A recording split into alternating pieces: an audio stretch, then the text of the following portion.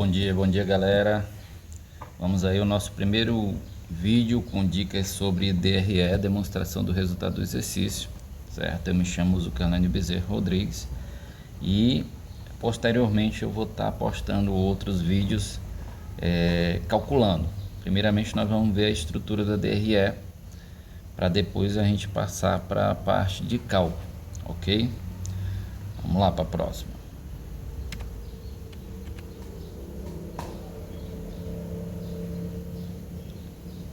Bem, aqui nós vamos começar a ver a estrutura de uma forma bem lúdica, bem simples, né? Mas eu acredito que dê para entender, certo? De forma geral.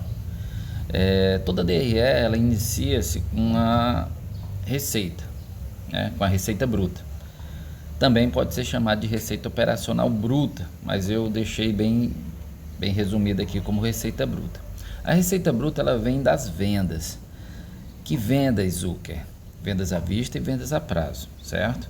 Toda venda, tanto à vista quanto a prazo, são somados e gera a receita bruta, certo? E faz a somatória, né? É feito a somatória das vendas à vista com vendas a prazo e gera a receita bruta. Em seguida, nós vamos ver as deduções, certo? Nós vamos ver as deduções. As deduções, primeiramente, vão vir entre parênteses. Por que entre parênteses, Zucker? Porque na contabilidade um número negativo ele vem entre parênteses e não com sinal de negativo. As deduções são 4 no total, certo? Geralmente, dificilmente vem as 4 de uma vez, mas é bom nós conhecê-las, certo? Primeiro, tributos sobre as vendas, certo? São todos aqueles tributos que incidem sobre as vendas, os principais IPI, ICMS, COFINS, PIS, ISS, são os principais tributos sobre as vendas, certo? Depois nós temos venda cancelada, né? Quando acontece um cancelamento de uma venda, automaticamente entra como dedução também para poder diminuir da receita bruta, porque a receita bruta vai continuar. Porém, essa venda cancelada vai ser diminuída para poder gerar um valor mais real, né, dessa DRE. Depois da venda cancelada vem desconto comercial. Desconto comercial é aquele desconto que incide diretamente na hora da venda. Na hora que você vendeu, incide o desconto comercial, tanto para poder você vender, quanto também para poder você vender uma quantidade maior. Depois nós temos abatimentos. Abatimentos é uma condição, uma situação difícil de acontecer, mas pode acontecer também, que é quando acontece algum problema com uma mercadoria e às vezes o gerente tenta, para poder não cancelar a venda ou para poder você ficar com um produto que teve alguma avaria, ele te dá um abatimento no valor, ou ele te dá um item a mais para poder você ficar com esse produto avariado, certo? Um exemplo é a geladeira. A geladeira, você chega, uma geladeira, aliás, a geladeira chega na sua casa e o entregador arranhou, por exemplo, né? No outro dia você está lá na loja para poder tentar trocar e o gerente vai e te oferece um abatimento. É um exemplo mais plausível disso, né? O que é que acontece? Nós vamos pegar a receita bruta, que vem das vendas à vista e vendas a prazo, e vamos diminuir as deduções. Soma-se todas as deduções que tiver, diminui da receita bruta e chegamos na receita líquida, certo? A receita líquida, por sua vez, né, nós vamos retirar os custos para poder chegar no lucro bruto. Zucker, quais são esses custos? Nós temos 3, né? CMV, que é o custo do comércio, certo?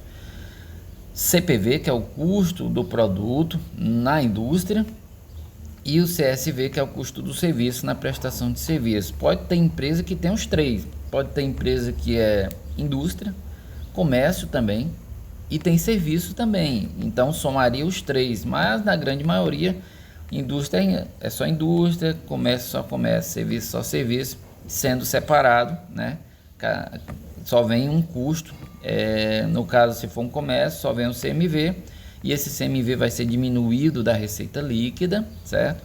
Que por sua vez vai chegar no lucro bruto, ou seja, Nós temos que pegar a receita líquida, diminuir os custos e chegar no lucro bruto. Já o lucro bruto, nós vamos pegar, após o lucro bruto ter o cálculo dele, né? Nós vamos pegar as despesas operacionais, todas as despesas, né? A somatória de todas as despesas que operacionalizam o negócio, que é isso? Todas aquelas despesas, né? Despesa com água, com energia, com aluguel, despesas com pessoal, de forma geral, todas as despesas diversas, despesa com divulgação, soma tudo e gera despesas operacionais. Essas despesas operacionais vão ser retiradas do lucro bruto para poder chegar no lucro operacional. Uma vez chegado no lucro operacional, vamos retirar outras receitas e outras despesas. Claro que a grande maioria das empresas, certo? Principalmente as menores, não vai ter outras receitas, nem tampouco outras despesas, né? Exemplo de outras receitas: receita com aluguéis de uma pequena loja que tem dentro da sua loja maior. Exemplo de juros, né, arrecadado pelo atraso de um pagamento de um cliente. E outras despesas: juros pagos por um empréstimo, juros pagos por ter atrasado alguma coisa.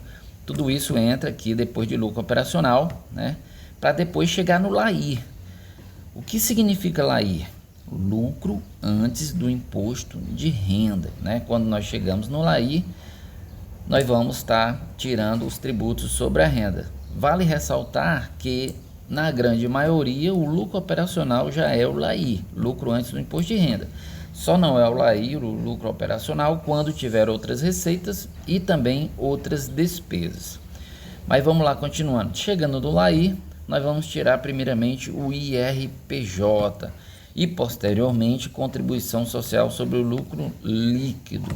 O IRPJ, certo? São feitos dois cálculos para as situações que o LAIR é maior que R$240 mil. Nós temos aqui LAIR até R$240 mil, 15%. Pega 15%, né? E é diminuído do LAIR. Depois a gente pega 9% de contribuição social sobre o lucro líquido sobre o LAIR também. E tirando os dois, tirando o IRPJ e tirando contribuição social sobre o lucro líquido do LAIR, nós chegaremos ao lucro líquido, que é o lucro que será dividido para os sócios. Só lembrando que, para aquele LAIR que tiver um valor maior que R$240 mil, são feitos dois cálculos para o IRPJ. Um cálculo até R$240 mil, né, que nós vamos multiplicar por 15%, e outro cálculo para todo o excedente. Zucker, o que é o excedente? É o que vier maior que R$240 mil. Sobre esse excedente, nós vamos multiplicar por 25%. Por quê? Porque há um acréscimo, uma soma de 10% a mais que 15% sobre o excedente. Por quê? Porque até R$240 mil é feito o cálculo de 15%. E sobre o excedente acrescenta-se 10% e fazemos um cálculo de 25%. Depois a gente soma o cálculo até R$240 mil com o valor do excedente, né? 25% do excedente, soma-se os dois e dá o total do IRPJ. Isso para os casos de LAIR maior que R$240 mil. Até R$240 mil, 15% do IRPJ e 9% de contribuição social sobre o lucro líquido. Retira os dois do LAIR e chegaremos ao lucro líquido. Esse é o nosso primeiro vídeo, eu espero que seja proveitoso para vocês. Em seguida nós vamos ter um segundo vídeo com cálculo, né, com a prática, que é tão importante quanto essas informações iniciais, certo? Grande abraço a todos.